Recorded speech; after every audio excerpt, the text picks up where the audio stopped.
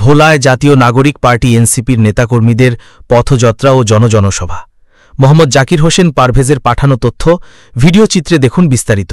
15 জুলাই সোমবার বিকেল 2টার সময় ভোলা প্রেস ক্লাব চত্বরে নাগরিক পার্টি দেশ গড়তে জুলাই পথযাত্রায় ভোলায় আসলেন জাতীয় নাগরিক পার্টি আহ্বায়ক নাহিদ ইসলাম, সদস্য সচিব আক্তার হোসেন, মুখ্য সংগঠক সার্জিস আলম, মুখ্য সংগঠক হাসনাত আবদুল্লাহ, সিনিয়র যুগ্ম আহ্বায়ক সামান্তা শারমিন, সিনিয়র যুগ্ম সদস্য সচিব ড তাসনিম জারা, যুগ্ম সদস্য সচিব মশিউর রহমান, যুগ্ম মুখ্য সংগঠক ড মাহমুদা আক্তার মিতু, যুগ্ম মুখ্য সমন্বয়ক আরিফুর রহমান তুহিন, জাতীয় সমন্বয় কমিটির সদস্য আবুল হাসনাত হাসনাইন, ভোলা জেলা যুগ্ম সমন্বয়কারী ইয়াসির আরাফাত, মুহম্মদ মকসুদুর রহমান, সামান্তা প্রমুখ।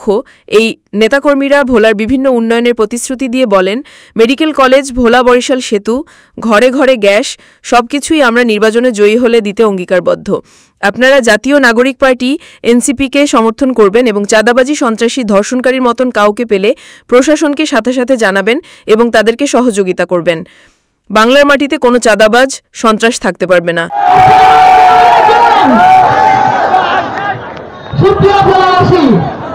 আজকে জুলাই পদযাত্রার 15তম দিনে আমরা উপস্থিত হয়েছি আপনাদের দুয়ারে।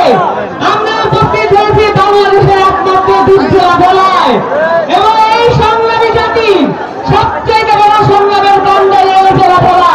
কারণ জেলায় মাত্র একদিন লেগেছে সরাসরি ফ্যাসিস্টকে বিদায় করতে, এবং তারা কোন দ্বিধাতে যায়নি এই ফ্যাসিস্টকে আদালতে উঠতে ফেলার জন্য নিজেদের সক্ষমতা প্রমাণ করতে।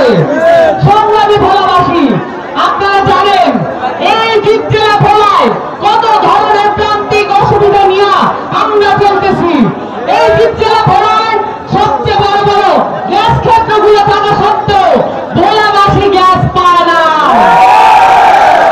এই জেলা ভোলা, এইখান থেকে সূর্য সন্তানরা জন্ম নেওয়া সত্ত্বেও আমাদের দেশের এই জেলা ভোলার মানুষ চিকিৎসার অভাবে মৃত্যুবরণ করে। আমাদের এই জেলায় একটা ভালো হাসপাতাল নাই।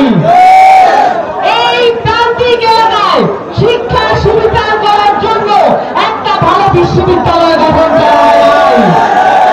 সুপ্রিয় ভোলাবাসী, আমাদের এই দেশ পুনর্গঠনের জন্য প্রত্যেকটা জেলায় আলাদা আলাদা রকমের চরিত্র এবং বৈশিষ্ট্য আছে, কিন্তু ভোলার যে বৈশিষ্ট্য, আপনাদের যে নদী বাহুবলতা, এইটাকে রাজনীতি হিসেবে কোন দল কোনদিন গ্রহণ করে নাই, কিন্তু গ্রহণ করতে কোন রাজনীতি?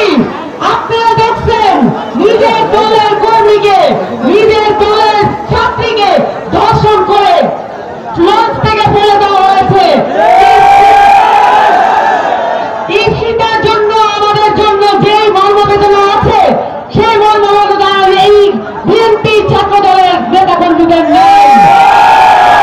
আপনারা দেখেছেন তার অপমানিত পরেই আরো একটি ঘটনা ঘটেছে। এই ভোলাকে দর্শকদের আস্থান আমরা হইতে দিব না। এই ভোলাকে সন্ত্রাসের আস্থান আমরা হইতে দিব না। এই ভোলাকে চাঁদাবাজদের আস্থান আমরা হইতে দিব না।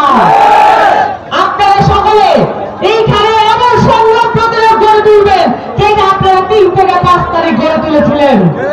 আপনারা একটু সময় নিয়েছিলেন ফ্যাসিস্টকে দূর করতে। আমাদের এইখানে এখনো 90 ফ্যাসিস্ট আছে, যাদেরকে দূর করার কাজ আপনাদেরকে হাতে নিতে হবে।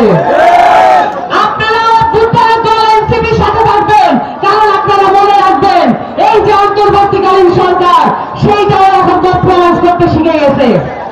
এই অন্তর্বর্তীকালীন সরকার মৌলিক সংস্কারের জন্য যে যে কাজগুলো করার দরকার ছিল, সেই কাজগুলো ঠিক মতো করতেছে না। আমাদেরকে নজরে রাখা দরকার। আপনারা দেখবেন ভোলায় 57 জন শহীদ পরিবার আছে। এই 57 জন শহীদ পরিবারের দেখভালের দায়িত্ব জুলাই ফাউন্ডেশন নেয় নাই। এই 57 জন শহীদ পরিবারের দেখভাল করার জন্য, এখানে যারা আহত হয়েছেন তাদের দেখভাল করার জন্য জুলাই ফাউন্ডেশন কোনো কাজ করে নাই। এই বাংলাদেশ রাষ্ট্র এবং অন্তর্বর্তীকালীন সরকার যথেষ্ট কোনো কাজ করে নাই। এই সরকার আমাদেরকে নতুন করে বানাইতে হবে, আমাদেরকে আমাদের সরকার বানাইতে হবে, আমাদেরকে জনগণের সরকার বানাইতে হবে। এরপর আমরা নতুন করে নতুন কাঠামো তৈরি করব। আপনারা আমাদের সাথে থাকবেন এবং ভোলাবাসীর প্রতি আমাদের